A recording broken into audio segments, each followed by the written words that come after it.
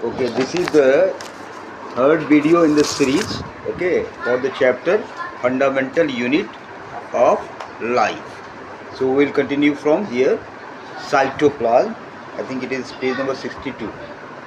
Okay, so from here we start now, right?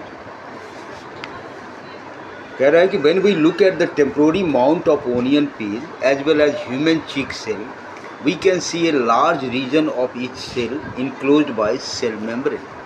कह रहा है अगर हम मान लो ओनियन चिक के टेम्पोररी पील को देखते हैं, ठीक है, ओनियन पील के को अगर हम देखते हैं उसके माउंट को, या ह्यूमन बीइंग के चिक सेल को देखते हैं, ऑब्जर्व करते हैं, तो हम देखेंगे कि large region of each cell enclose by the cell membrane. ये जो है सेल का जो रीजन है वो तो सेल मेम्ब्रेन के द्वारा इंक्लोज होता है, बहुत सा बड़ा क्षेत्र है ना।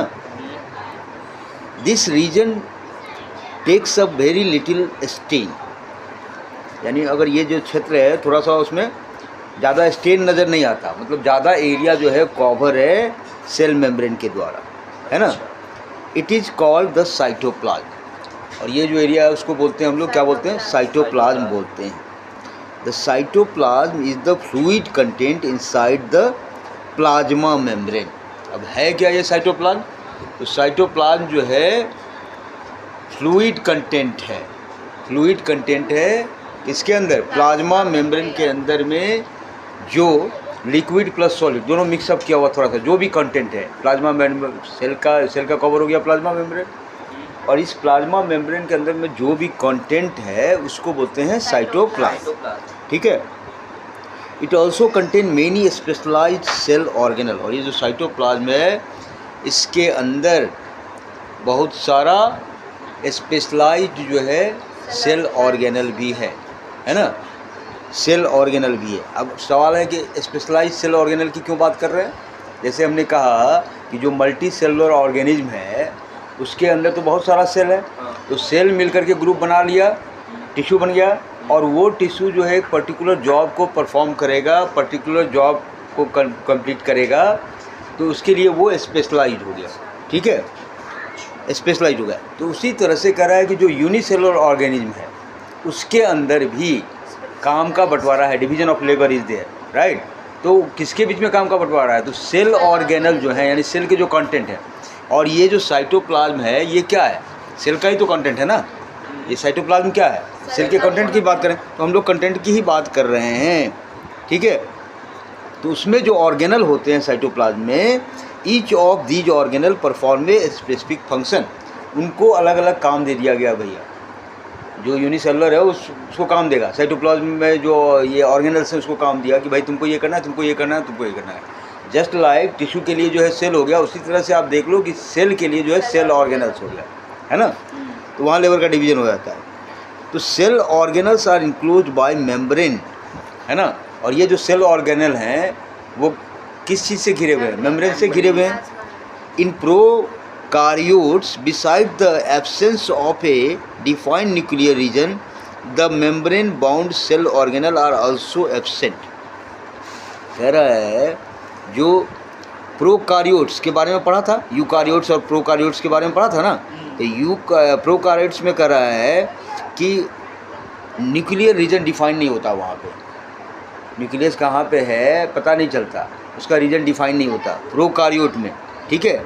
The membrane bound cell organelle are also absent, और वहाँ पे जो सेल ऑर्गेनल हैं, जैसे नॉर्मली हम लोग क्या देख रहे हैं कि सेल ऑर्गेनल के चारों तरफ मेम्ब्रेन है, लेकिन प्रोकार्योट में आपको जो है सेल ऑर्गेनल के चारों तरफ ये मेम्ब्रेन नहीं मिलेंगे, that is also absent there, okay. वहाँ पे न्यूक्लियर रीजन भी डिफाइन नहीं है, और जो सेल कंटेंट है उसके चारों तरफ मेम्ब्रेन भी नहीं है, ठीक है। On the other hand the eukaryotic cell have nuclear membrane, जबकि दूसरी तरफ अगर आप यूकार्योटिक सेल को देखेंगे तो उसमें न्यूक्लियर मेम्ब्रेन है as well as membrane enclose organelle, और यहाँ पर प्लाज्मा मेम्ब्रेन भी है। ऑर्गेनल्स जो है कहाँ पे इनक्लोज हैं? यूकार्योटिक और प्रोकार्योटिक में अंतर समझ में आया? प्रोकार्योटिक में न्यूक्लियर रीजन भी एब्सेंट था, और ये जो प्लाज्मा मेम्ब्रेन है कंटेंट को घेरने वाला वो भी एब्सेंट था। यहाँ पे यूकारियोटिक में जो साइटोप्लाज्म है उसका भी घेरा है प्लाज्मा मेम्ब्रेन के द्वारा, और न्यूक्लियर रीजन भी डिफाइंड है, दोनों चीज़ है इसमें, है ना।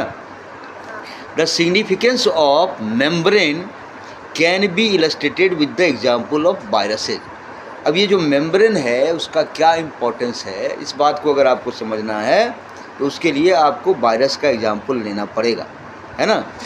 क्या, कैसे, तो कह रहा है कि viruses lack any membrane and hence do not show characteristics of life until they enter a living body and use its cell machinery to multiply।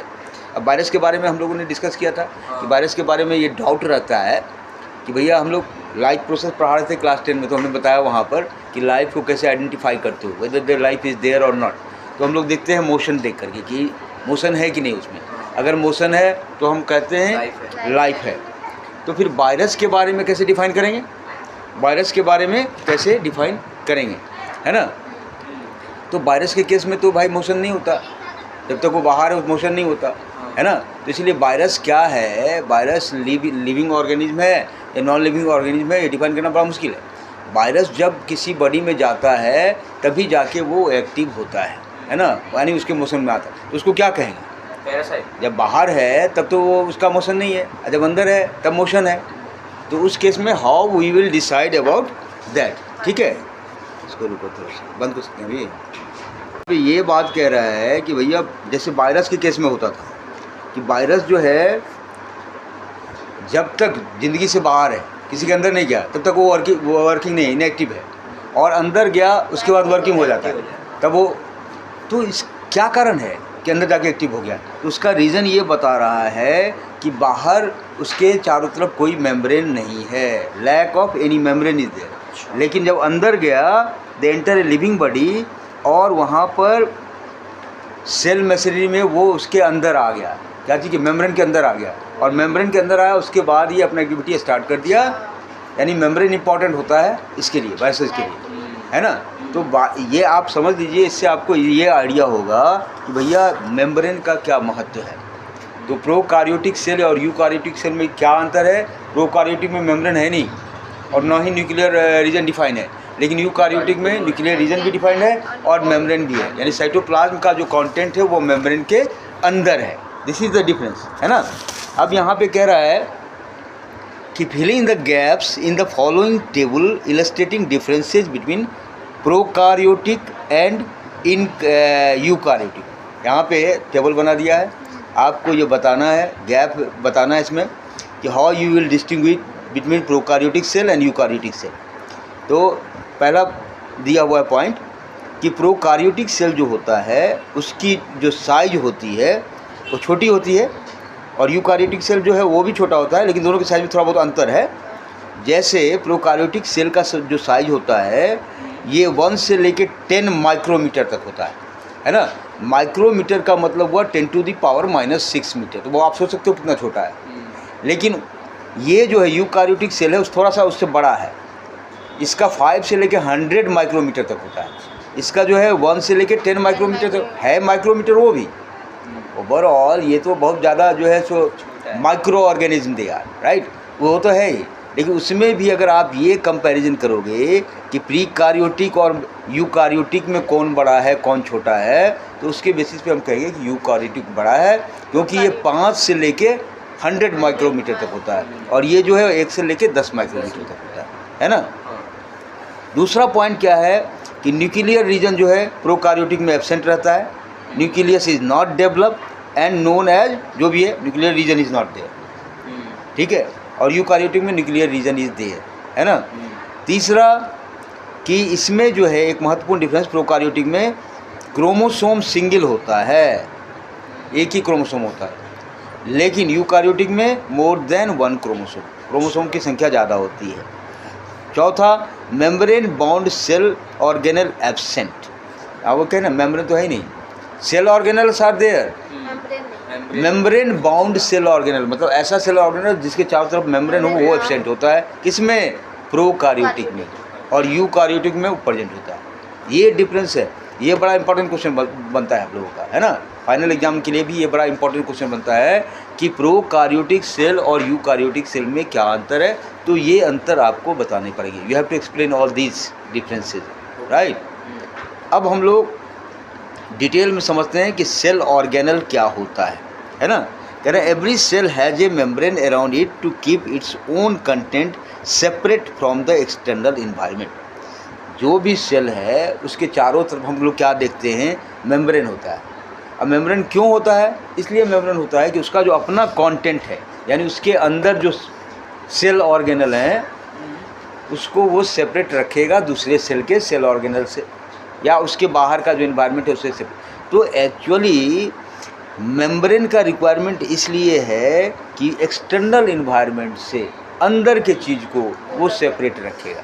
अब जैसे हम लोग का अभी स्किन है, तो स्किन की वजह से जो है अंदर जो चीज़ है वो सुरक्षित है, बाहर वाले इन्वायरमेंट के कंटेंट में नहीं आ रहा। उसी तरह से जो भी सेल है उसका जो सेल कंटेंट है वो अगर मेम्ब्रेन के अंदर है तो मेम्ब्रेन से बाहर जो एक्सटर्नल इन्वायरमेंट है उससे उसका बचाव होगा।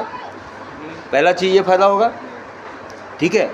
कह रहा है कि large and complex cell including cells from multicellular organism need a lot of chemical activities to support their complicated structure and function to keep these activities of different kinds separate from each other। अब कह रहा है कि ये जो बड़ा वाला जो और कॉम्प्लेक्स सेल जो है, जैसे मल्टी सेलुलर ऑर्गेनिज्म में जो सेल होता है वो बड़ा होता है, कॉम्प्लेक्स होता है, उसके अंदर बहुत सारा केमिकल एक्टिविटीज़ चलता रहता है। केमिकल एक्टिविटीज़ क्यों चलता है, to support their complicated structure and function. अब मान लो सेल के अंदर बहुत सारा चीज़ है, जो मल्टी सेलुलर ऑर्गेनिज्म है उसके सेल के अंदर भी बहुत सारा चीज़ है, समझ गए। तो वो कैसे वर्क करता रहेगा सेल के अंदर का चीज़ और उसका फंक्शन कैसे वर्किंग होता रहेगा, उसके लिए उनके सेल के अंदर भी बहुत सारा रिएक्शन होता रहता है, केमिकल रिएक्शन होता रहता है ना, ठीक है। To keep these activities of different kind separate from each other. अब सेल के अंदर जो बहुत सारा रिएक्शन हो रहा है तो उस रिएक्शन को भी आपको सेपरेट रखना पड़ेगा, नहीं समझे, वहाँ भी मिक्सिंग का चांस है। तो वही बात कह रहा है कि ये जो है अगर मान लो सेपरेट नहीं रहेगा, ठीक है, to keep these activities of different kind separate from each other these cell use membrane bound little structure और ऑर्गेनल्स। अच्छा, अब समझ में आया। सेल के अंदर सेल ऑर्गेनल, और वो भी सेल ऑर्गेनल कैसा, मेम्ब्रेन बाउंड। तो मेम्ब्रेन बाउंड क्यों ज़रूरी है, एक तो मेम्ब्रेन सेल के बाहर होता है, प्लाज्मा मेम्ब्रेन जिसको बोलते हैं, दूसरा प्लाज्मा मेम्ब्रेन के अंदर जो सेल कंटेंट है उसका भी मेम्ब्रेन होता है, समझ में आया, यानी ऑर्गेनल का भी मेम्ब्रेन होता है।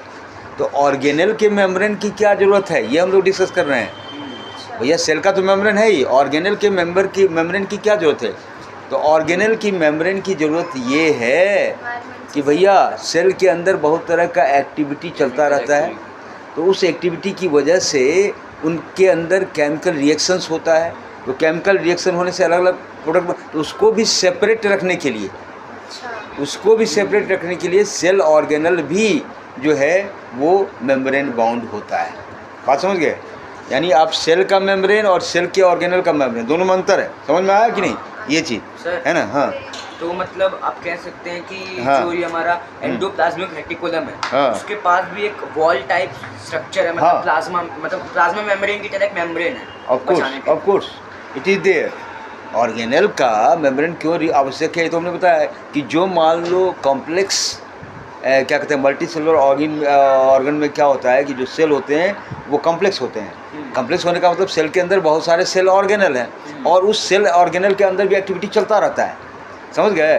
तो वहाँ पर सेल के अंदर जो एक्टिविटी हो रहा है वो सेपरेट रहे। कैसे सेपरेट रहेगा, जब सेल ऑर्गेनल भी मेम्ब्रेन बाउंड होगा।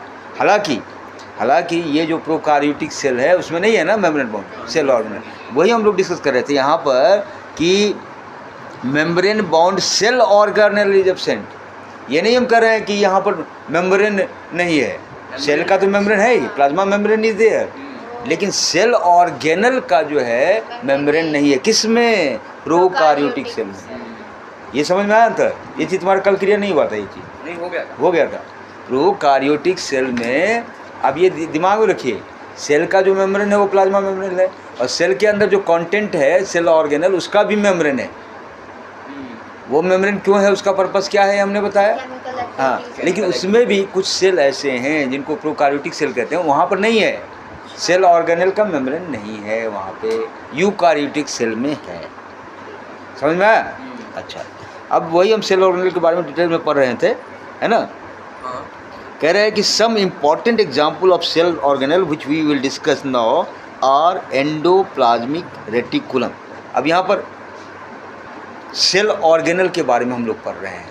बहुत सारे सेल ऑर्गेनल होते हैं, यानी सेल के अंदर सेल का कंटेंट जो वो भी बहुत टाइप का है। उसी में एक है एंडोप्लाज्मिक रेटिकुलम, दूसरा है गोल्गी एपरेटस, तीसरा है लाइसोसोम, चौथा है माइटोकॉन्ड्रिया। ये सारे जो है ना, ये सेल ऑर्गेनल हैं। इनके बारे में हम लोग डिस्कस करने जा रहे हैं। एंडोप्लाज्मिक रेटिकुलम के बारे में डिस्कस करने जा रहे हैं, लाइसोसोम के बारे में डिस्कस करेंगे, गोल्गी एपरेटस के बारे में डिस्कस करेंगे। ये सारे हैं क्या, तो सेल ऑर्गेनल, बस इतने ही ठीक है। या फिर और भी हाँ, है? नहीं और भी होगा। अब ये तो ये सब इम्पॉर्टेंट है, दैट वी विल डिस्कस, है ना। इनका एक पर्टिकुलर जॉब है। माइटोकॉन्ड्रिया जो है सेल ऑर्गेनल, वहाँ पर रेस्पिरेशन के काम में हेल्प करता है। पावर हाउस भी उसको कहा जाता है, तो उसको पढ़ना है। फिर एंडोप्लाज्मिक रेटिकुलम है, उसको पढ़ना है ना, क्योंकि दीज आर इम्पॉर्टेंट। इनका इम्पॉर्टेंट फंक्शन है सेल के अंदर, ये जो सेल ऑर्गेनल है जिसके बारे में हम लोग डिस्कस करेंगे, ठीक है। They are important because they carry out some very crucial function in cell.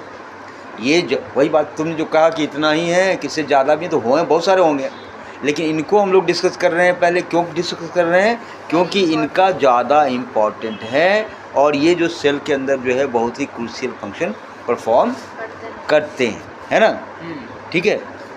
तो सबसे पहला जो है इसमें एंडोप्लाज्मिक रेटिकुलम है, उसके बारे में जो है हम लोग डिस्कस करेंगे, ठीक है। स्विच ऑफ करो, ठीक है ना। The endoplasmic reticulum is a large network of membrane bound tubes and seat, ठीक है। अब ये एंडोप्लाज्मिक रेटिकुलम क्या है, ये जो है नेटवर्क है, लार्ज नेटवर्क है। नेटवर्क, हाँ, नेटवर्क हो गया एक तरह से। मतलब जैसे तारों का जाल बिछा होता है तो उसको नेटवर्क ही बोलते हैं ना। जैसे अभी आपको मोबाइल के लिए जो है सब जगह नेटवर्क, आपको तो नेटवर्क नहीं है, नेटवर्क नहीं है, क्या नेटवर्क नहीं है, जो कम्युनिकेशन है उसका नहीं हो पा रहा है, क्यों, क्योंकि नेटवर्क ही नहीं, ये बात करते हो ना। उसी तरह से सेल के अंदर भी जो है सेल ऑर्गेनल जो है मान लो, तो वहाँ भी नेटवर्क कौन बनाएगा, तो नेटवर्क, हाँ, रेटिकुलम। ये लार्ज नेटवर्क है मेम्ब्रेन बाउंड ट्यूब का। कैसे ट्यूब का नेटवर्क है, तो जो मेम्ब्रेन बाउंड है, एंड सीट्स, ट्यूब और सीट का नेटवर्क है। ये देखिए आप फिगर, ट्यूब का मेम्ब्रेन है। हाँ, एक तरह से यही कह सकते हैं। एक तरह से ये नेटवर्क जो पूरा फैला हुआ है वो है उसके अंदर, है ना। It looks like long tubules और राउंड और ओब्लॉन्ग बैग ऑफ, है ना। एक तरह से आप अगर आप उसको देखेंगे तो ये ट्यूबर, लॉन्ग ट्यूबर की तरह लगता है या ओब्लॉन्ग बैग की तरह लगता है। ओब्लॉन्ग बैग जो होता है तिरछा सा बैग तरह। अब देखो figure, you can watch it out, क्या होता है ना। उस पर हमको नहीं जाना ज़्यादा, हमको उसको फोकस करना, काम क्या है भैया। The ER membrane is similar to the structure of the plasma membrane. अब देखेंगे अगर मान लो कि इसका स्ट्रक्चर कैसा होता है, तो मोर और लेस इसका जो स्ट्रक्चर है प्लाज्मा मेम्ब्रेन की तरह होता है। There are 2 type of ER। अब ये एंडोप्लाज्मिक रेटिकुलम में भी 2 तरह का होता है। एक होता है रफ एंडोप्लाज्मिक रेटिकुलम, RER भी उसको बोलते हैं। R for rough, E for endoplasmic, और R से हो गया रेटिकुलम, है ना। और दूसरा होता है स्मूथ एंडोप्लाज्मिक रेटिकुलम, ठीक है, जिसको SER बोलते हैं। तो ये एंडोप्लाज्मिक रेटिकुलम में है, उसमें 2 तरह का हो गया। एक हो गया RER, दूसरा हो गया SER, ठीक है। RER looks rough under a microscope. अगर माइक्रोस्कोप से हम देखेंगे तो RER जो है रफ दिखाई देता है, इसीलिए उसको रफ एंडोप्लाज्मिक रेटिकुलम बोलते हैं। समझ गए, अगर माइक्रोस्कोप से ऑब्जर्व करेंगे, ठीक है। अब इसमें चक्कर क्या होता है, because it has particles called ribosome attach to its surface. RER में जो पार्टिकल अटैच है उसका नाम है राइबोसोम, और राइबोसोम की वजह से वो थोड़ा सा रफ दिखता है। कैसा दिखता है, रफ। हाँ, the ribosome which are present in all active cell. और ये राइबोसोम जो है, जितना भी एक्टिव सेल होगा उसमें राइबोसोम जरूर होगा, it is there, are the sites of protein manufacture. अब राइबोसोम कितना इंपॉर्टेंट है, ये बड़ा समझने वाली बात है। राइबोसोम आपको हर सेल में होता है। राइबोसोम का काम क्या है भाई? तो ये जगह है, ये वो जगह है जहाँ पे प्रोटीन का मैन्युफैक्चरिंग होता है। और प्रोटीन कितना एसेंशियल है आप समझ सकते हो, क्योंकि आपके शरीर के अंदर जो सेल है उसका रिपेयरिंग का काम चलता रहता है, और ये रिपेयरिंग का काम जो है प्रोटीन के द्वारा होता है। ठीक है, तो जो सेल ऑर्गेनल है, सेल के अंदर भी जो है रिपेयरिंग का काम चलता है। ठीक है ना, तो उसको बोलेंगे वहाँ पर जो प्रोटीन रिपेयरिंग, ये प्रोटीन मैन्युफैक्चरिंग का जो साइट है उसको हम लोग बोलते हैं राइबोसोम। तो ribosome is very much important because it is the place where protein is being manufactured. और what is the role of protein, you can understand. Protein से ही तो आपका जन्म हुआ है ना। और प्रोटीन बहुत ही इम्पॉर्टेंट है क्योंकि आपके शरीर के अंदर रिपेयरिंग और मेंटेनेंस का काम चलता रहता है। ये कौन करेगा? ये प्रोटीन करेगा। इसलिए दाल जो है खूब पीना चाहिए, दाल में प्रोटीन होता है। हाँ, दूध तो प्रोटीन वाला जो आइटम है वो करो, है ना। अब वेजिटेरियन है, नॉन वेजिटेरियन है, सबको अकॉर्डिंगली उसके हिसाब से। अब मछली में भी बहुत प्रोटीन है। जो नॉन वेजिटेरियन है वो मछली खाएं, अंडा खाएं, संडे हो या मंडे, रोज़ खाओ अंडे। क्यों? Because protein is important, protein is important. और ये जो आप पढ़ रहे हो अभी राइबोसोम, राइबोसोम वो जगह है जहाँ पे प्रोटीन मैन्युफैक्चर होता है। कहाँ? सेल के अंदर की बात हम कर रहे हैं, सेल के अंदर की बात। वहाँ पे उनको सेल को भी तो चाहिए ना भाई, सेल को भी तो प्रोटीन चाहिए, सेल का भी अंदर से रिपेयरिंग हो रहा है ना। तो ये राइबोसोम बड़ा इंपॉर्टेंट है। और आपके लिए क्वेश्चन यही बनेगा कि भैया कौन सा प्लेस है सेल में जहाँ पे प्रोटीन मैन्युफैक्चर होता है? तो आपका जवाब क्या होगा? Ribosome. That will be your answer, है ना। ठीक है, अब यहाँ पर ये क्या दिया गया? तो हाँ, which are present in all active cell are the site of protein manufacture. The manufactured protein are then sent to the various places in the cell depending on the need using the ER. Okay. अब ये जो ribosome में protein manufacture हुआ है ना, ये protein कहाँ भेजा जाएगा? तो सेल के अंदर, सेल के अंदर की बात हो रही है। सेल के अंदर अलग अलग जगह पर वो प्रोटीन भेजेगा। क्या चीज़ का इस्तेमाल करके? ER का इस्तेमाल करके। क्या क्यों? ER नेटवर्क है। नेटवर्क से क्या होता है? एक जगह से दूसरी जगह मैसेज पहुंचता है नेटवर्क की वजह से ना। बिजली एक जगह से दूसरी जगह पहुंचती है, क्यों? नेटवर्क की वजह से ना। तो यहाँ पर अगर सेल के अंदर ये नेटवर्क बना हुआ है तो भैया इसका काम क्या है कि राइबोसोम में प्रोटीन बना, उसको पहुँचाओ। कौन पहुँचाएगा? तो ER पहुँचाएगा, नेटवर्क पहुँचाएगा। आप समझ रहे हो ना ER का क्या रोल है? ER कम्युनिकेट कर रहा है, रास्ता बना रहा है जाने का। कोई चीज़ बना एक ही जगह रह जाएगा तो भाई ज़रूरत सब जगह है, बनेगा एक जगह, उसको कम्युनिकेट तो करना पड़ेगा ना। प्लांट अपना खाना लीफ में बनाती है लेकिन सब जगह पहुंचाती है कि नहीं पहुंचाती है? नेटवर्क इज़ रिक्वायर्ड एवरीवेयर, हर जगह नेटवर्क की जरूरत है, बिना नेटवर्क के काम ही नहीं चलेगा। तो वहाँ पर जो नेटवर्क है, सेल के अंदर जो नेटवर्क है वो कौन है? RER और SER। RER SER, rough endoplasmic reticulum और स्मूथ एंडोप्लाज्मिक रेटिकुलम।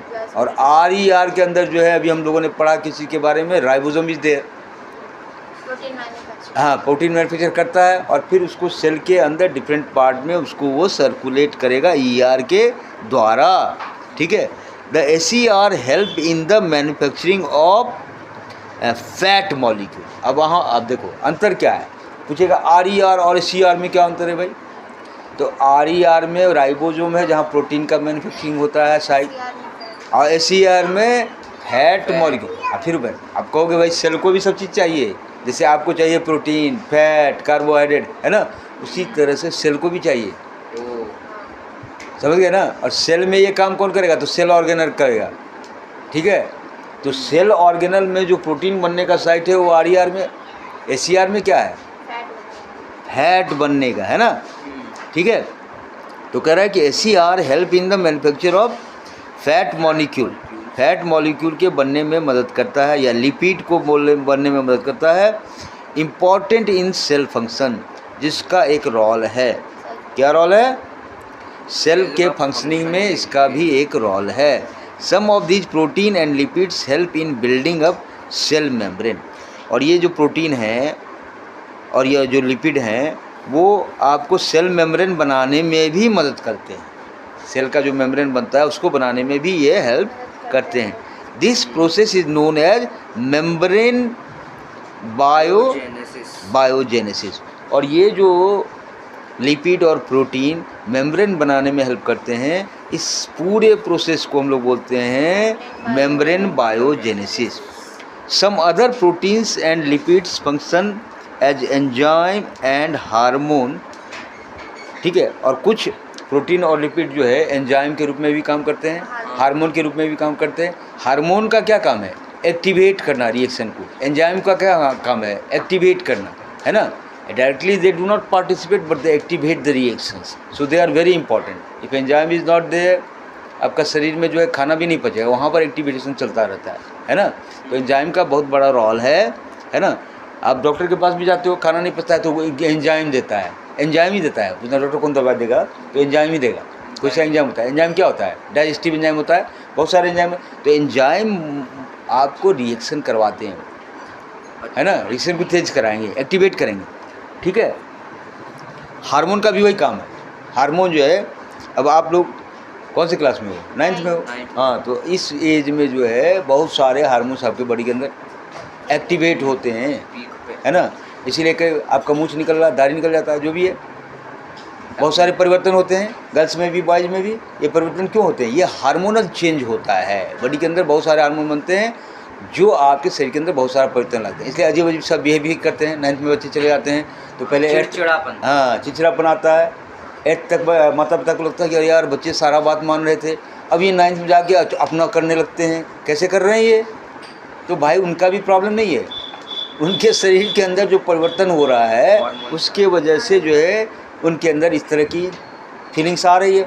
अब वहाँ पर जो पेरेंट उनसे डील कर रहे हैं उनको भी थोड़ा सा केयरफुल होना चाहिए। वो दिमाग में बिठा कर रखते, अरे यार अभी तक तो स्मृति हमारा सारा बात मान रही थी, आज क्यों उसने ठोक दिया, बोल दिया। तो पेरेंट के दिमाग में ये बात आ जाता है। लेकिन नहीं, पेरेंट जो सोचने वाला होगा वो सोचेगा अच्छा अभी उसके शरीर में परिवर्तन हो रहा है, थोड़ा सा अपने आप को ही कूल रखो। धीरे धीरे वो जब हार्मोनल चेंज क्लोज हो जाता है, मैच्योरिटी आती है, तो फिर वो सारा चीज़ नेचुरल होने लगेगा। लड़कों की आवाज़ भी बदल जाते हैं, उसको लगता है क्या हो गया, बारी बारी से आवाज़ निकल रहा है ना। बहुत सारे परिवर्तन होते हैं। हाँ, तो ये सारे जो है हार्मोनल चेंज हैं और उसमें बहुत ज़्यादा ये घबराना नहीं जाना चाहिए। अरे हमारा पिंपल्स निकल रहा है, क्यों निकल रहा है? नो नो नो, नेचुरल चीज़ है, हार्मोनल चेंज है। उसमें जो है बहुत लोग क्या करेगा, जाके वो लगा लेगा, क्रीम लगा लेगा, ये लगा, वो रास्ता ही बंद कर देता और ख़राब हो जाता है उसको। अरे उसको निकलने दो, जो ऑयल है शरीर का निकलने दो बाहर, वो अपने आप फिर एक समय में आपका सारा चेहरा ठीक हो जाएगा। कोई नहीं होता वो, पिंपल्स कभी नहीं रहता किसी का, वो एकदम नॉर्मल हो जाता है। हम भी जब बड़े हो रहे थे, यंग हो रहे थे, तो at that time it was there, है ना। तो इसका मतलब क्या अभी है पिंपल्स? नहीं है ना, वो ख़त्म हो जाता है। लेकिन लोग घबरा जाते हैं, लोग घबरा, ये क्या हो रहा है, ये हमारे शरीर में क्या हो रहा है। तो ये सारे जो हैं हार्मोनल चेंज है। तो यहाँ पर यही बात कह रहा है कि ये जो प्रोटीन और लिपिड है ये हार्मोन बनाने में भी मदद करता है और एंजाइम बनाने में भी हेल्प करता है सेल के अंदर, है ना। Thus the function of the ER is to serve as a channel for the transport of material। अब मुख्य रूप से काम क्या है भाई एंडोप्लाज्मिक रेटिकुलम का? एंडोप्लाज्मिक रेटिकुलम का मुख्य रूप से काम ये हो गया कि भैया वो चैनल का काम करते हैं। क्या चीज़ के चैनल का? Transport of material. जैसे प्रोटीन को इधर से उधर भेजना है, फैट को इधर से उधर भेजना है सेल के अंदर, तो सेल के अंदर ये काम कौन करेगा? ये सेल ऑर्गेनल करेगा जिसका नाम है ER। और इस ER में दो हो गया, RER और SER। अब क्वेश्चन क्या बनेगा? RER है प्रोटीन जनरेशन का साइट कि SER है? RER बोलोगे क्योंकि RER के अंदर राइबोसोम है और SER में क्या चीज़ का होता है? यहाँ पर लिपिड बनता है और फैट बनता है, एंजाइम्स भी प्रोड्यूस करते हैं, ठीक है। The ER also function as a cytoplasmic network providing a surface for some of the biochemical activities of the cell। कह रहा है ER जो है नेटवर्क के रूप में काम करता है। क्या चीज़ के नेटवर्क के रूप में काम करता है? तो providing a surface for some of the biochemical activities of the cell. Cell के अंदर जो बहुत सारा बायोकेमिकल एक्टिविटीज़ होता है उसके लिए ये सरफेस प्रोवाइड करता है। समझ गए? In the liver cell of the group of animal called vertebrates, SER plays a crucial role in detoxifying many poison and drugs, है ना। अब क्या कर रहा है कि जो लीवर सेल है ना, कह रहा है कि in the liver cell of the group of animal, बहुत सारे एनिमल के लीवर सेल में जिसको वर्टिब्रेट कहते हैं, है ना, वहाँ पर एसीआर जो है एक बहुत ही इम्पॉर्टेंट रोल प्ले करती है। क्या चीज़ का? तो डिटॉक्सीफाई करती है मेनी पॉइजन, यानी बहुत सारे पॉइजन जो उसमें लीवर सेल में होता है जो भी है, उसको डिटॉक्सीफाई करने का भी काम करती है ये एसीआर। अब सेल के अंदर ही है ना, लीवर सेल की बात हम कर रहे हैं। I am talking about not about liver, I am talking about liver cell. तो लीवर सेल के अंदर जो पॉइजन क्रिएट हो रहा है, उस पॉइजन को डिटॉक्सीफाई करने का भी काम जो है करता है कौन? एसीआर। ये बड़ा इंपॉर्टेंट है भैया कंपटीशन के लिए भी। आज यूपीएससी का रिजल्ट निकला ना, आईएएस वाला, तुम लोग कुछ मालूम ही नहीं, खाली गूगल में आलतू फालतू चीज़ देखते रहोगे। तुम ये नहीं देखोगे कि आज यूपीएससी सीएस का रिजल्ट निकला है ना, और उसमें एक हमारा अपना झाजी भी जो 7th पोजीशन है आईएएस में, झाजी भी है। तो ये झाजी सभी निकलता है जो पढ़ेगा तो, है ना। 7th पोजीशन है राजरंजन झा, आईएएस हो गया, है ना। आप लोग भी पढ़ोगे, बन सकते हो, इसमें कौन सा इशू है? जो पढ़ेगा वो करेगा, है ना। ठीक है, ओके। तो ये बड़ा इंपॉर्टेंट क्वेश्चन होता है यूपीएससी में भी। यूपीएससी में भी जनरल साइंस का एग्ज़ाम होता है, आपको पीटी जो होगा उसका उसमें रहता है। तो इसमें यही 9th 10th वाला इसमें बहुत हैवी नहीं देगा, क्योंकि आपको डॉक्टर थोड़े बनना है, इंजीनियर थोड़े बनना वाला नहीं है, लेकिन जनरल नॉलेज होना चाहिए। जनरल नॉलेज के आप जैसे कलेक्टर बनिएगा, आप कलेक्टर बनिएगा किसी डिस्ट्रिक्ट का, आपको कोई भी समस्या वहाँ फेस करना पड़ सकता है। तो जनरल जानकारी, इसीलिए इसको जनरल सर्विस बोला जाता है कि जनरल नॉलेज हर चीज़ के बारे में होना चाहिए। थोड़ा बहुत जानकारी सबके बारे में, यहीं के बारे में भी, डॉक्टरी के बारे में, क्योंकि डॉक्टर का भी हेड आप ही हो गया। जितने भी सरकारी डॉक्टर होंगे उस डिस्ट्रिक्ट में, उसका हेड कौन हो गया? तो डीएम हो गया। कुछ भी होगा तो भाई डीएम को ही पकड़ा, चल भाई, और डीएम ही इंस्ट्रक्शन देगा वहाँ के सिविल सर्जन को, तुमको ये करना है नहीं करना है। तो उसको भी थोड़ा बहुत जानकारी हो, इसीलिए जनरल साइंस का एग्ज़ाम होता है। वो जो जीएस रहता है, जनरल स्टडीज़ 400 नंबर का, उसमें 9th 10th 11th 12th वाला थोड़ा बहुत साइंस रहता है ना। तो ये सब ये क्वेश्चन बनता है वहाँ पे। बताओ भाई आरईआर एसईआर में क्या डिफरेंस है, ये क्वेश्चन रहेगा। और वहाँ पे का बोलेगा कि भाई लीवर सेल के लिए जो है, जो टॉक्सीफाई होता है, तो उसको डिटॉक्सीफाई करने के लिए जो है क्या चीज़ का ज़रूरत होता है, ये बताइए। तो कौन प्ले करता है? एसईआर। उसमें ऑप्शन दे देगा एसईआर, आरईआर, ईआर, आप अपना टिक मारते रहिए। मल्टीपल चॉइस को होता है एमसीक्यू, है ना। अब थोड़ा सा पैटर्न चेंज किया हम, जो तुमको बताया तो उससे डिफरेंट हो गया थोड़ा सा। तो आप लोग अभी से स्टडी करके रखो, अगर करना है यूपीएससी। यही दिमाग में आ गया कि नहीं भाई, सीधे ग्रेजुएट करके यूपीएससी की तैयारी करें, अगर आ गया दिमाग में, जल्दी आईएएस से बन जाए। हटाओ यार इंजीनियरिंग दिमाग में, अगर फिर बच्चों को आ जाता है 24-25 तक, 23-24 तक हम आईएएस बन जाए, कलेक्टर बन जाए, क्या जो होते हैं इंजीनियरिंग करने का, ठीक है ना। ये भी दिमाग में आ गया तो आप प्लान कर सकते हो, इसीलिए आइडिया रखना चाहिए, है ना। अब आते हैं हम लोग गोल्जी एपरेटस के बारे में पढ़ते हैं। गोल्जी एपरेटस क्या है? ये सब हम जो है किस चीज़ के बारे में पढ़ रहे हैं? ऑर्गेनल के बारे में पढ़ रहे हैं। अभी हमने ईआर के बारे में पढ़ा, सेल ऑर्गेनल के बारे में पढ़ रहे हैं, यानी सेल के अंदर जो कंटेंट है उसके बारे में पढ़ रहे हैं, है ना। तो ये सेल के अंदर जो कंटेंट है ये क्या है? ये साइटोप्लाज्म है। साइटोप्लाज्म की ही बात हो रही है ना, ये साइटोप्लाज्म में ही है ना। हाँ, तो Golgi apparatus, the Golgi apparatus first described by Camillo Golgi. इसको गोल्जी एपरेटस क्यों बोलते हैं? क्योंकि सबसे पहले जो है ये कैमिलो गोल्जी के द्वारा जो है ये बताया गया कि भाई गोल्जी एपरेटस भी है। ये बोला कि consist of a system of membrane bond vesicles, ठीक है, flattened sacs arranged approximately parallel to each other.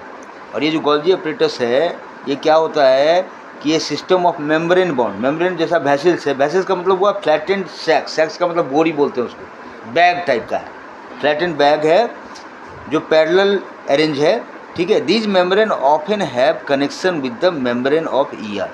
और ये जो गोल्जी एपरेटस है उसका कनेक्शन होता है किसके साथ? ईआर के मेम्ब्रेन के साथ। तो गोल्जी एपरेटस भी एक टाइप ऑफ मेम्ब्रेन कह लीजिए आप, है ना, जो पैरेलल होते हैं और उनका कनेक्शन ईआर से होता है, and therefore constitute another portion of a complex cellular molecular system. और ये जो गोल्जी एपरेटस है वो भी एक पोर्शन बनाता है, ये जो सेलुलर मेम्ब्रेन सिस्टम है उसमें एक इसका भी रोल है, गोल्जी एपरेटस का भी रोल है ना।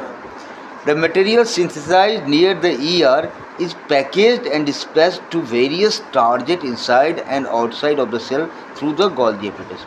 अब इसका भी काम वही है, ये ER के पास जो भी चीज़ बनता है उसका पैकेजिंग होता है ना, और पैकेजिंग करके उसको डिस्पैच ऑफ करना है कहाँ, जहाँ अलग अलग हमारा टारगेट है, यहाँ पहुँचाना है, यहाँ पहुँचाना है, वो इनसाइड द सेल भी हो सकता है और आउटसाइड द सेल भी हो सकता है। तो गोल्जी apparatus का भी काम वही है। ER जो है हाँ, वो गोल्जी apparatus को पहुंचाता है। ऑफ कोर्स ER से कनेक्टेड होता है गोल्जी apparatus। तो गोल्जी apparatus बाहर, सेल के बाहर भी भेज सकता है, सेल के बाहर भी इसका टारगेट है, ये नहीं कि सेल के अंदर ही टारगेट है, समझ रहे हो ना। तो एक सेल से दूसरे हाँ सेल। हाँ, एनर्जी ER जो है सेल के अंदर मूवमेंट कराता है, और ये ऐसा भी कर सकता है, सेल के बाहर भी कर सकता है, ठीक है। इसके साइड बाहर भी होते हैं, है ना। Its function include the storage, modification and packaging of the product in the value. अब इसका काम क्या है, पहले तो ये जमा करेगा, कलेक्ट करेगा, उसका मॉडिफिकेशन करेगा, उसमें कुछ चेंज करना है तो वो चेंज करेगा, मॉडिफिकेशन मतलब चेंजिंग, और एक तरह से समझ लीजिए कि पैकेजिंग कर रहा है, ये डिब्बा बना रहा है सामान का, है ना, ये काम कर रहा है, ठीक है। हाँ, ये packaging of products in the vessel. In some cases complex sugar may be made from simple sugar in the Golgi apparatus। और कुछ केस में क्या होता है, गोल्जी apparatus के अंदर जो है, जो सिंपल शुगर है उससे कॉम्प्लेक्स शुगर बनाया जाता है। The Golgi apparatus is also involve in the formation of lysosome. इतना ही नहीं, गोल्जी apparatus लाइजोजोम के हाँ फॉर्मेशन में भी इन्वॉल्व है, ठीक है। अब हम लोग पढ़ेंगे लाइजोजोम क्या है। ये भी जो है सेल ऑर्गेनल ही है, सब सारा सेल ऑर्गेनल ही हम लोग पढ़ रहे हैं ना। उसमें ER पढ़ लिया, गोल्जी apparatus पढ़ लिया, अब हम लोग लाइजोजोम के बारे में पढ़ेंगे, है ना। तो कह रहा है कि स्ट्रक्चरली लाइजोजोम और membrane bound sacs filled with digestive enzyme. अब ये क्या है, ये भी एक तरह का बैग है, शैक है, मेम्ब्रेन बाउंड, और इसमें होता क्या है, तो डाइजेस्टिव एंजाइम होता है, ठीक है। These enzyme are made by RER, और ये एंजाइम क्या चीज़ के द्वारा बने हुए हैं, RER से बने हुए हैं, ठीक है। अब RER जो हाँ ठीक है। Lysosome are a kind of waste disposal system of the cell. अब मोटा मोटी आप देख लीजिए, सेल के अंदर जो वेस्ट डिस्पोजल सिस्टम है ना, यानी जो भी खराब सामान बनेगा सेल के अंदर, उसको बाहर निकालने के लिए जो सिस्टम है सेल का, वो है लाइजोजोम। अब देख रहे हो ना, शरीर के अंदर होता है आपका एक्सक्रीशन सिस्टम है, वो काम करता है। अब सेल के अंदर भी हो रहा है भैया, माइन्यूट लेवल पे भी काम चलता रहता है, यानी सेल के अंदर भी अपना अलग अलग साफ का सिस्टम है। सेल का वेस्ट निकलेगा तब ना पूरे शरीर का भी वेस्ट निकलेगा, बात समझ रहे हो कि नहीं। सेल से सेल। हाँ, तो सेल में जो वेस्ट निकालने का काम कर रहा है, कौन कर रहा है, लाइजोजोम। ये सेल के अंदर की बात हम कर रहे हैं, ये जो सेल ऑर्गेनल हैं सेल के लिए वर्क कर रहे हैं। आपके बॉडी के जो ऑर्गन है वो आपके बॉडी के लिए कर रहे हैं काम, है ना। हमारे बॉडी के अंदर भी तो एक्सक्रीटरी सिस्टम है जो वेस्ट मटेरियल को निकालेगा, जो भी है। तो सेल के अंदर भी कार्बन डाइऑक्साइड बनता है ना, या अदर वेस्ट मटेरियल बनते हैं, उसको कौन निकालेगा, तो उसको निकालने के लिए लाइजोजोम, है ना। हाँ, lysosome are able to do this because they contain powerful digestive enzyme.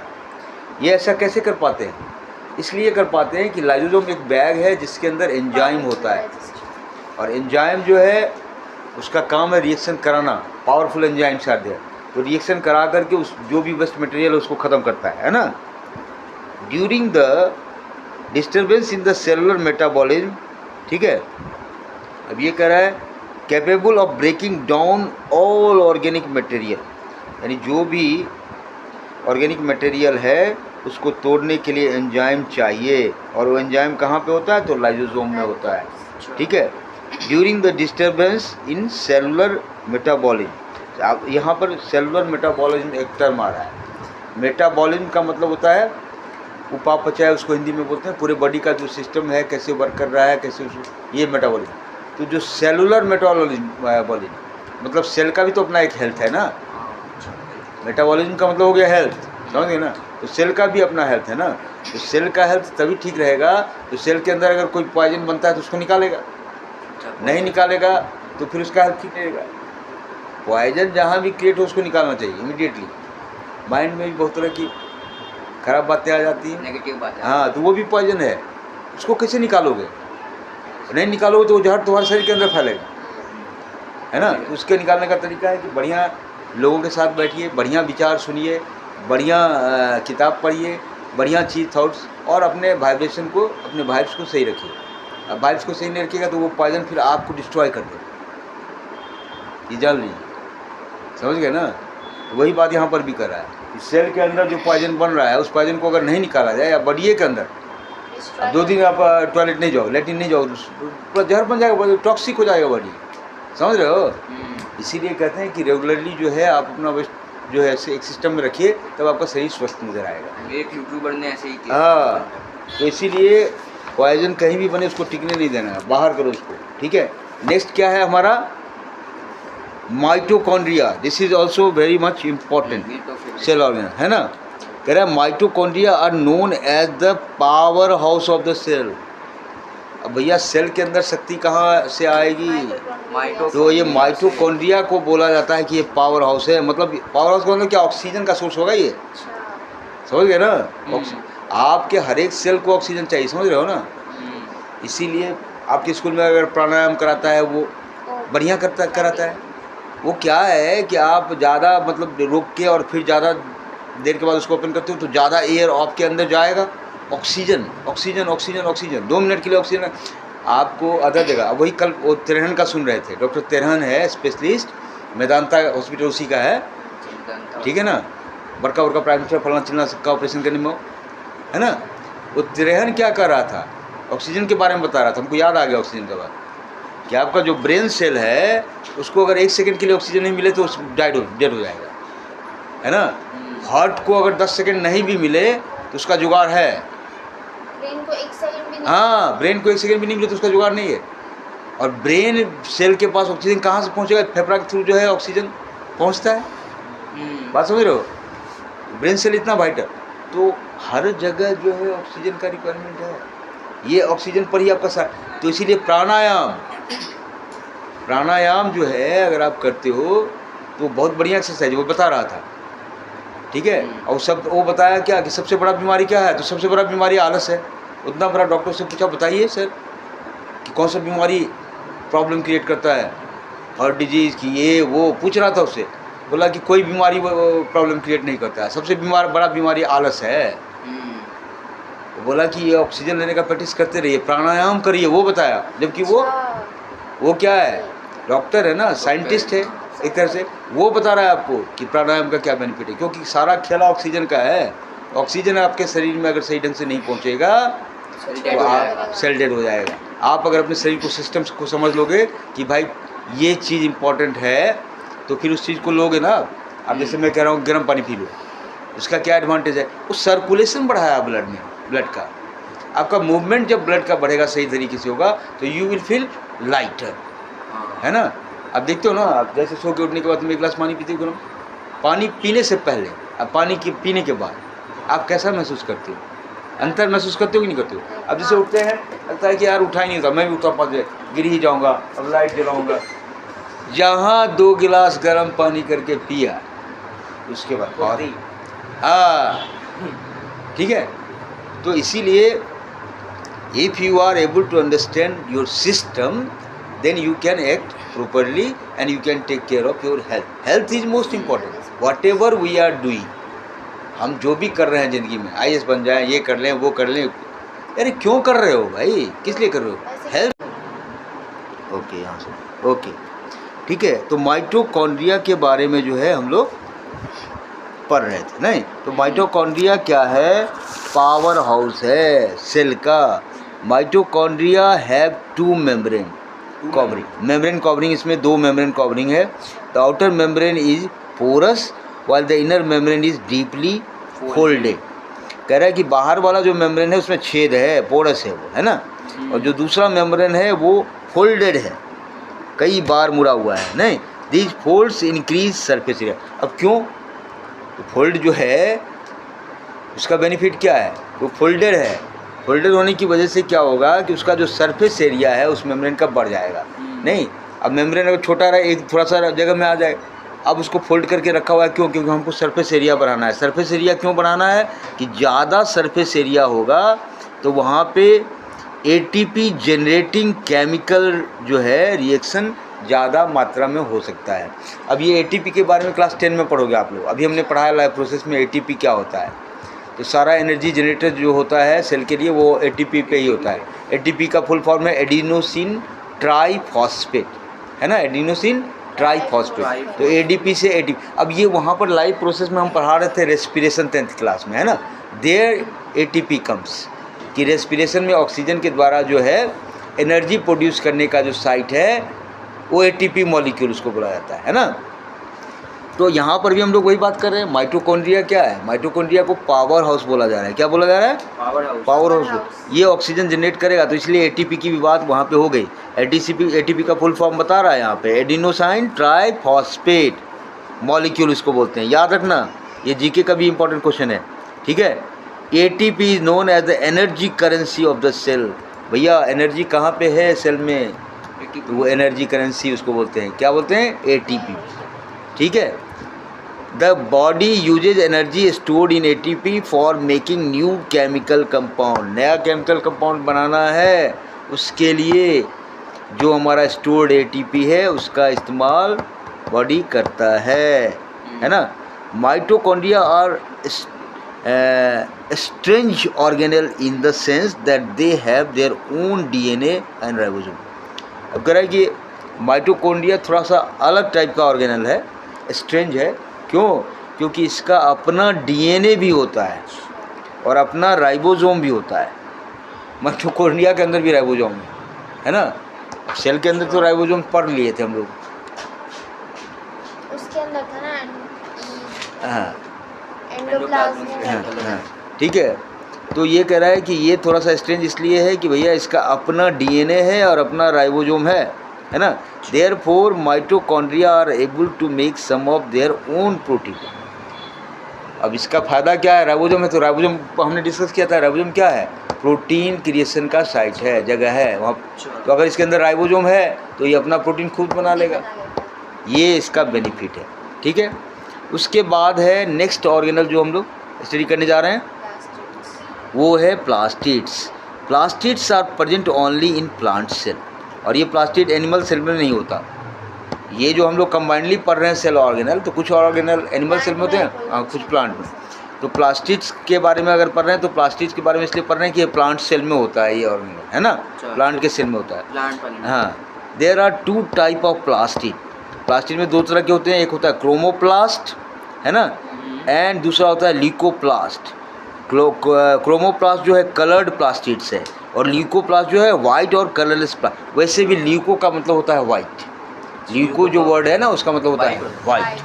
तो ल्यूकोप्लास्ट, ल्यूकोप्लास्ट बाजार से खरीद के लाते हो, कैसा कलर होता है? ल्यूकोप्लास्ट लाया कभी बैंडेज वगैरह करने के लिए? क्या लाते हो भाई?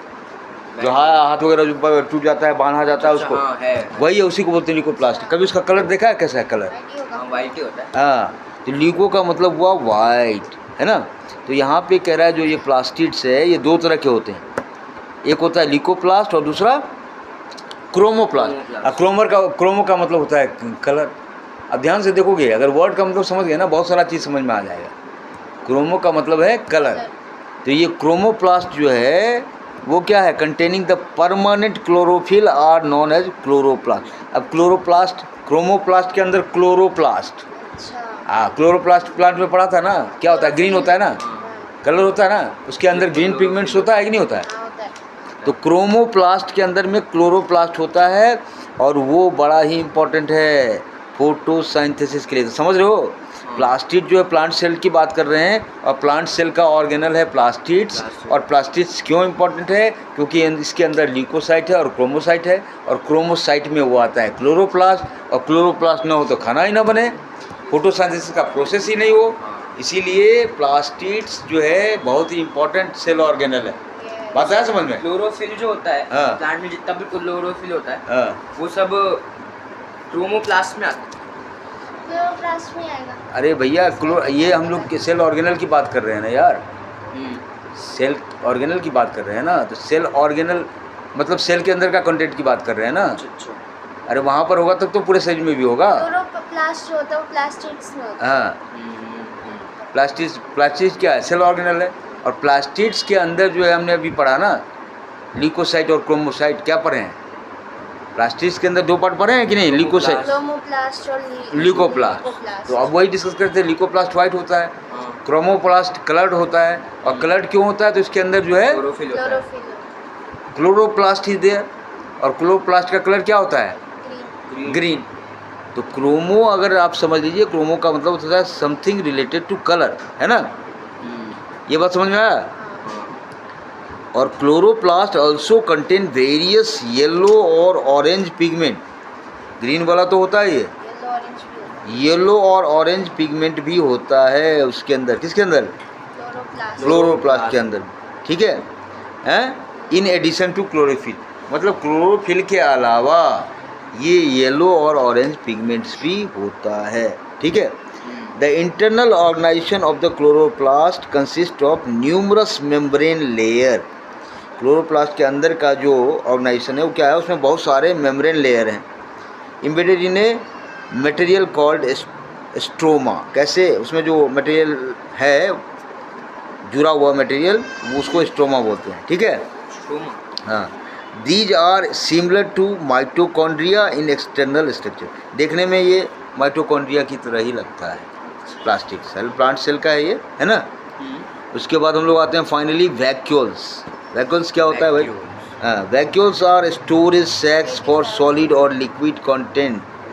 ये भी सेल ऑर्गेनल है। ये क्या है? किस तरह का सेल ऑर्गेनल है?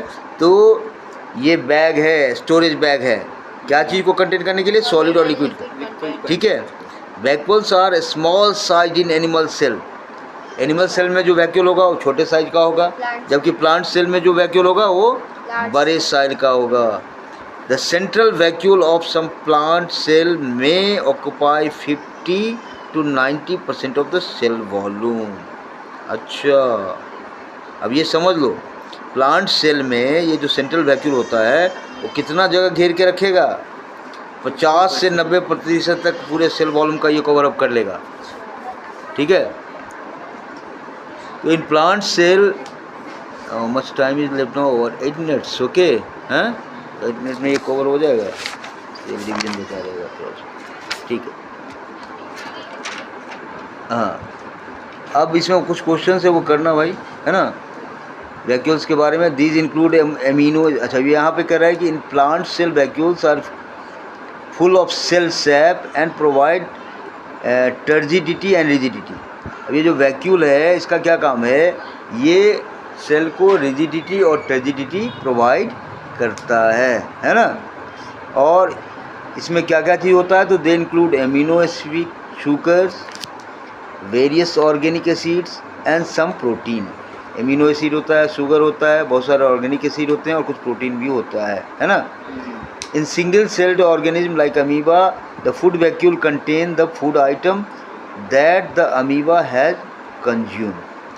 अब मान लो कि सिंगल सेल्ड ऑर्गेनिज्म है अमीबा, तो अमीबा में भी फूड वैक्यूल होता है ना?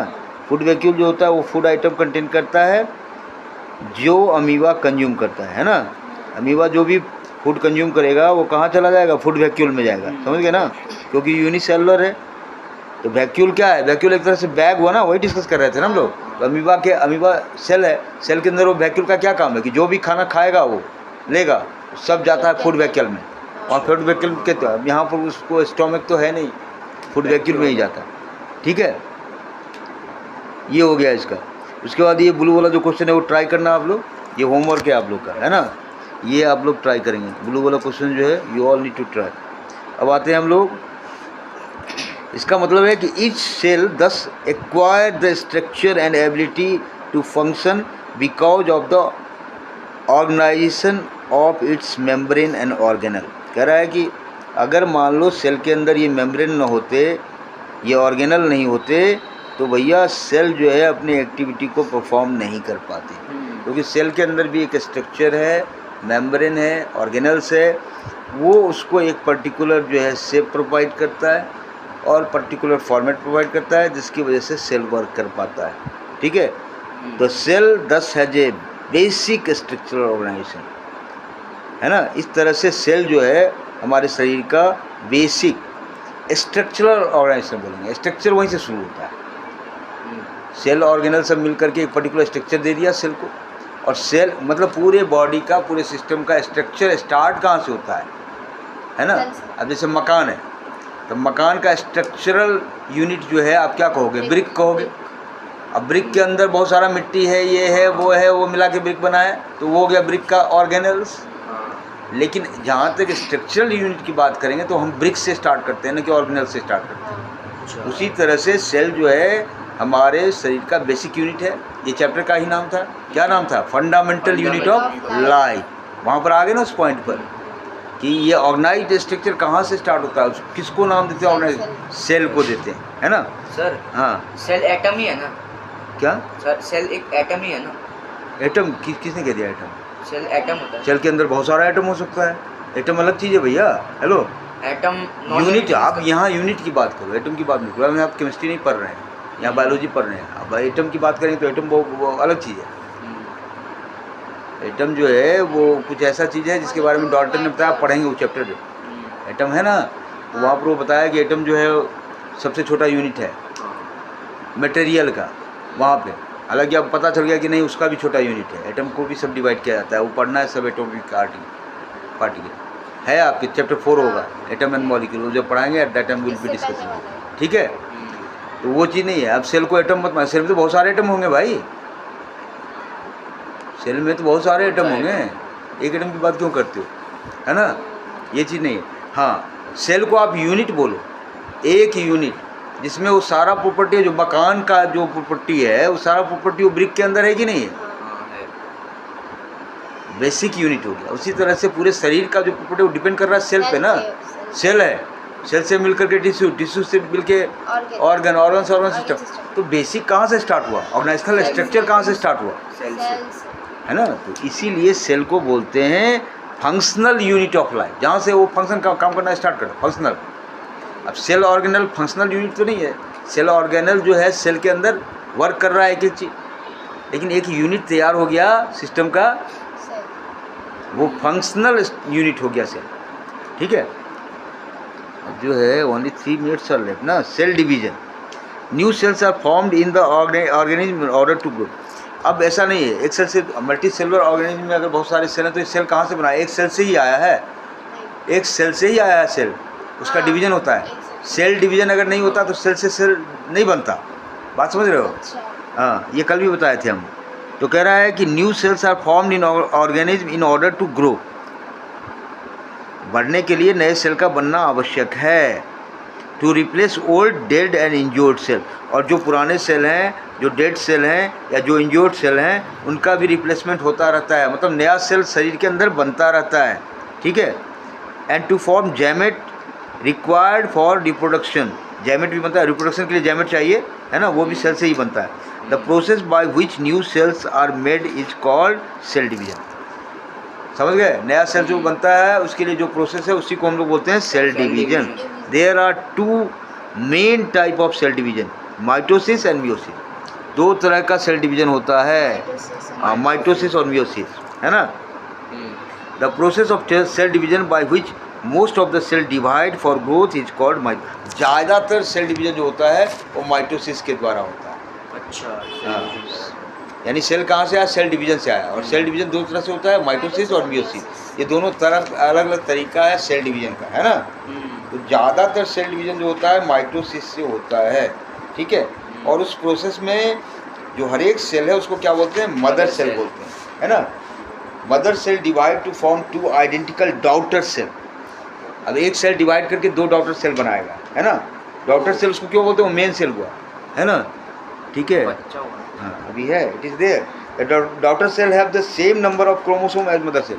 जितना मदर सेल में क्रोमोसोम होता है उतना ही डॉटर सेल में भी होता है, ठीक है। It helps in the growth and repair of tissue in the organism. ये क्या काम करता है, ये काम करता है ग्रोथ और रिपेयर का, है ना, टिश्यू में, ठीक है। Specific sales of reproductive organs. How much time is left now, चलो, we need to close this chapter. Specific cells of reproductive organs or tissue in animal and plant divide to form gametes.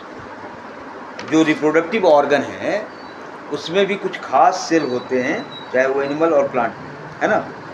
Organ भी तो cell से बना है ना, कि नहीं बना है। उसमें कुछ खास जो है टिश्यू होते हैं जो डिवाइड करके क्या बनाते हैं, जैमेट बनाते हैं, ठीक है।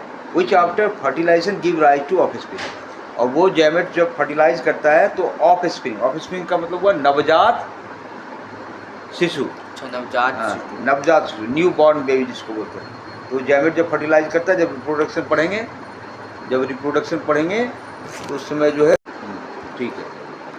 तो वही बात हम लोग कह रहे थे कि भाई सेल डिवीजन से ये सारा चीज़ होता है। सेल डिवीजन के लिए जो प्रोसेस है, 2 प्रोसेस है, माइटोसिस और मियोसिस, है ना। कह रहा है they divide by different process called meiosis which involve 2 consecutive division. अब यहाँ पर क्या हो रहा है, माइटोसिस और मियोसिस में क्या अंतर है, देख लो यहाँ पर। इसमें तो एक सेल 2 भाग में बट गया, अब यहाँ पर एक सेल में 2 बटा ही, और वहाँ भी उसका डिवीजन स्टार्ट हो गया। मियोसिस में ये होता है, मियोसिस में ये हो सकता है कि 2 कॉन्सिक्यूटिव डिवीजन साथ साथ चल रहा हो, एक इधर भी हो डिवीजन और एक इधर भी हो रहा है, ये डिफरेंस है ना। The new cells only have half the number of the chromosome than that of the mother cell. और ये जो नया सेल है उसके अंदर जो क्रोमोसोम की संख्या होती है वो मदर सेल के क्रोमोसोम की संख्या की आधी हो जाती है ना। अच्छा, इसमें सेम होती थी मियोसिस में, उसमें सेम हो, ठीक है, उसमें सेम है, ठीक है सर। हाँ, तो ये 1 से भले 2, 2 से भले 4, फिर 4 से 8। हाँ, मियोसिस हमेशा होता रहता उस डिवीजन को, हाँ, तो और क्या। तो अलग सेल में मतलब जैसे एक सेल में माइटोसिस यूज होता होगा, एक में मियोसिस। हाँ, जहाँ पे माइटोसिस का रिपेयर करता है, ठीक है। ये चैप्टर ऑलमोस्ट क्लोज हो गया ना, ठीक है। अब इसमें हम लोगों ने क्या क्या पढ़ा, ये भी समरी है, उसको भी कर लेते हैं, उसको भी। यस, अब जो भी चीज़ हमने पढ़ा है उसको जो है हम लोग समअप कर रहे हैं, है ना। व्हाट यू हैव लर्न, ठीक है। पहला चीज़ हम लोगों ने पढ़ा कि fundamental organizational unit of life is the cell. Life का फंडामेंटल ऑर्गेनाइजेशनल यूनिट, जहाँ से ऑर्गेनाइजेशन स्टार्ट हुआ, स्ट्रक्चर स्टार्ट हो गया, वो वाला यूनिट क्या है, सेल। दूसरा पॉइंट है कि cells are enclosed by a plasma membrane composed of lipids and protein. Cell जो है चारों तरफ से घिरा हुआ है, क्या चीज़ से, प्लाज्मा मेम्ब्रेन। और ये प्लाज्मा मेम्ब्रेन क्या चीज़ का बना हुआ है, लिपिड्स या protein. Okay. The cell membrane is an active part of the cell. Cell membrane क्या है, सेल का एक एक्टिव पार्ट है ना। It regulates the movement of material between the ordered interior of the cell and, ठीक है, outer environment. तो cell membrane क्या करता है, नियंत्रित करता है कि यहाँ से सेल के अंदर से जो मटेरियल बाहर निकलेगा और भीतर निकलेगा, इसको रेगुलेशन का काम कौन करता है, सेल मेम्ब्रेन। पूरा डिटेल में पढ़ ही चुके हो इसके बारे में, है ना। उसके बाद हम लोगों ने पढ़ा कि in plant cell a cell wall compose mainly of cellulose is located outside the cell membrane. Plant cell की बात करेंगे तो वहाँ पे एक सेल वॉल होता है, और सेल वॉल क्या चीज़ का बना होता है, पूरा पढ़े थे सेलुलोज, ठीक है। उसके बाद पढ़े कि the presence of the cell wall enable the cell in of plant, fungi and bacteria to exist in hypotonic media without bursting। Cell wall का क्या काम है, तो सेल वॉल का काम ये है कि जो प्लांट में या फंगी में या बैक्टीरिया में जो हाइपोटोनिक मीडिया है, हम लोग पढ़े थे ना, हाइपोटोनिक और आइसोटोनिक, है ना। हाइपोटोनिक में क्या था कि बाहर का कंसंट्रेशन ज़्यादा है, अंदर का कम। हाँ, तो मूवमेंट किधर से हो रहा था, बाहर से अंदर की तरफ हो रहा है। बाहर डाइल्यूट ज़्यादा है ना, डाइल्यूट ज़्यादा मतलब कंसंट्रेशन पानी का ज़्यादा हो गया, लिक्विड का, तो मूवमेंट उधर हो रहा है। Net movement is towards cell. तो अगर net movement is towards cell, तो वहाँ पर जो है अगर सेल वॉल नहीं होगा तो वो ब्रस्ट कर सकता है, स्वेलिंग होगा तो ब्रस्ट कर सकता है, तो ब्रस्टिंग से बचाता है सेल वॉल, यही बात बोला, ठीक है। उसके बाद हम लोग पढ़े कि the nucleus of eukaryote is separated from the cytoplasm by double layered membrane and it directs the life process of the cell। जो यूकारियोट्स है उसका न्यूक्लियस जो है, ठीक है, कह the ER functions both as a passageway for intercellular transport and as a manufacturing circuit। ER तो network है, पढ़ाए थे ना, बाहर निकालने के लिए और भीतर निकालने के लिए भी ये काम करता है। चलो छोड़ो उसको, पूरा डिटेल्स में पढ़ा चुके हैं तो बात है। Golgi apparatus consist of a stack of membrane, bound vessels, ये बैग है गोल्जी apparatus, है ना, जो स्टोरेज का फंक्शन है इसका, मॉडिफिकेशन का है और पैकेजिंग का काम करता है। नेट ट्रांसपोर्ट करने से पहले सारा पैकेजिंग वर्क वहाँ पे होगा, कहाँ पे, गोल्जी apparatus में, ठीक है। Most plant cell have large membranous organelles called plastids. Plant cell के अंदर होता है ये ऑर्गेनल, कौन सा? प्लास्टिड्स, है ना। प्लास्टिड्स दो तरह का होता है, पढ़े थे हम लोग। हाँ, और लिसोप्लास्ट, ठीक है, हो गया। क्रोमोप्लास्ट जो है दैट कंटेन क्लोरोफिल। अब यहाँ पूछेगा क्लोरोफिल किस में होता है, तो क्रोमोप्लास्ट में होता है। ये ऑब्जेक्टिव क्वेश्चन बन गया, है ना। तो ये सारा चीज़ हम लोग पढ़े थे। The primary function of leucoplast is storage. Leucoplast का प्राइमरी फंक्शन क्या है? स्टोरेज, है ना। Most mature plant cells have a large central vacuole. ज़्यादातर जो प्लांट सेल हैं, है ना, मैच्योर, उसके अंदर सेंट्रल वैक्यूल होता है जो टर्जिडिटी और रिजिडिटी मेंटेन करने में हेल्प करता है ना। और prokaryotic cell have no membrane bound organelle, तो पढ़ ही चुके हो। प्रोकार्योटिक सेल में मेम्ब्रेन बाउंड ऑर्गेनल्स नहीं होते हैं, ऑर्गेनल नहीं होते हैं। Their chromosomes are composed of only one nucleic acid, और उनका क्रोमोसोम है सिर्फ एक ही न्यूक्लिक एसिड से बना होता है, ठीक है। और राइबोसोम भी कम होता है, ठीक है। Cells in the organism divide for growth of the body. एक सेल से दो सेल, दो से चार, ये डिवाइड करते हैं। क्यों? क्योंकि बॉडी का ग्रोथ होगा, रिपेयरिंग होगा, मेंटेनेंस होगा, गैमेट का फॉर्मेशन होगा, रिप्रोडक्शन होगा। So now we are closing this particular chapter. It's over now. Chapter was what? Fundamental. So you all have to do the exercise question yourself. Attempt the exercise question and show me. Right? Okay. Hope you all have enjoyed this video. So now please like, share and subscribe and forward to the other people also, so that they can have also the benefit from this video. Yes. Thank you all for listening so patiently. Right. Okay.